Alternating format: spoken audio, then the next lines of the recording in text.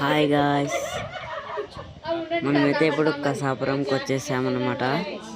కొత్తగా అయింది కసాపురం. చూడండి, ఇక్కడంతా రష్ ఎక్కువ ఉంది.